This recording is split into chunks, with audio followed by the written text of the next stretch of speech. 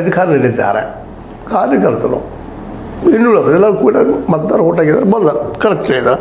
ಇದನ್ನು ಉಳಿಸಿಕೊಳ್ಳಬೇಕು, ಉಳಿಸಿಕೊಳ್ಳುತ್ತೇವೆ, ಇದನ್ನು ಉಳಿಸ್ತೀವಿ, ಇದು ಉಳಿಸ್ತದೆ.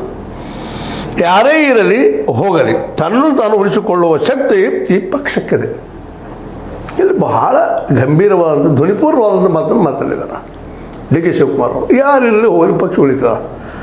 ಆದರೆ ಒಂದು ಮಾತ್ರ ಡಿ ಕೆ ಶಿವ ನೆನ್ಬಿಡ್ಬೇಕಾಗ್ತದೆ, ಎಲ್ಲಿವರೆಗೆ ಜನಪರವಾದಂತಹ ವಿಚಾರಗಳನ್ನು, ಜನರಿಗೆ ಬೇಕಾದಂಥ ವಿಚಾರಗಳನ್ನು, ಜನರಿಗೆ ಬದುಕುವಂಥ ವ್ಯವಸ್ಥೆ ಮಾಡೋವರೆಗೆ ಈ ಸಲ ಗ್ಯಾರಂಟಿಯನ್ನು ಘೋಷಣೆ ಮಾಡಿದ್ರಿಂದಾಗಿ ಸಾಮೂಹಿಕ ನಾಯಕತ್ವ, ಅದರಲ್ಲೂ ಮುಖ್ಯವಾಗಿ ನಮ್ಮ ಸಿದ್ದರಾಮಯ್ಯರ ಒಂದು ನಾಯಕತ್ವ, ಇದನ್ನು ಸಹಿತ ಯಾರೂ ಅನುಗಣಲಿಕ್ಕೆ ಆಗುವುದಿಲ್ಲ.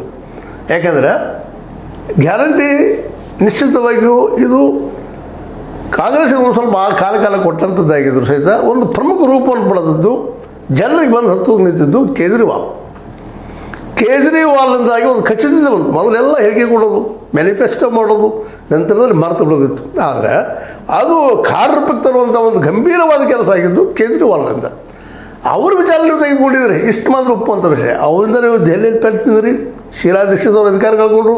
ಕಾಂಗ್ರೆಸ್ ಇವತ್ತೊಂದು ಈ ಮಲ್ಟಿಗೆ ಬರೋದಕ್ಕೆ ಒಂದು ಅಣ್ಣಾ ಹಜಾರೆ ಅವರ ಮೂಮೆಂಟ, ಅದರಿಂದ ಉದ್ಭವವಾದಂಥ ಕೇಜ್ರಿವಾಲ್ರು, ಜೊತೆಗೆ ಅದರಿಂದ ಇನ್ನೊಬ್ಬರು ಉದ್ಭವವಾದಂಥ BJP, ಅದರಿಂದ ಇದ್ದಂಥದ್ದು RSS ಕಾರ್ಯಕರ್ತರು, ಇವರೆಲ್ಲರ ಒಟ್ಟು ಪ್ರಯತ್ನದಿಂದ ಮೋದಿ ಅನ್ನುತ್ತಿರುವ ಒಂದು ಶಕ್ತಿ ಜನ ತಿಳ್ಕೊಂಡ್ಬಂತಿಲ್ಲ.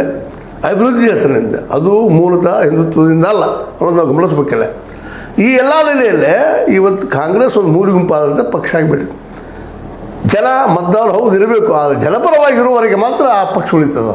ಒಂದಿಲ್ಲ ಅಂತ ಆಗ್ತದೆ ಅದಕ್ಕಾದ್ರೂ ಅನ್ನೋದಕ್ಕೆ ನೀವು 50, 49 ಅಥವಾ ಎಷ್ಟು ಕಡಿಮೆ ಆಗಿದ್ದೀರಿ, ಅಲ್ಲಿ ಬಂದು ನಿಂತಿತ್ತು ಕಾಂಗ್ರೆಸ್. ಅದು ಮತ್ತು ರಿಗೇನ್ ಆಗಿದ್ದು ಪ್ಯಾರಡೈಸ್ ಅಂತಿಲ್ಲ, lost the paradise and regain the paradise.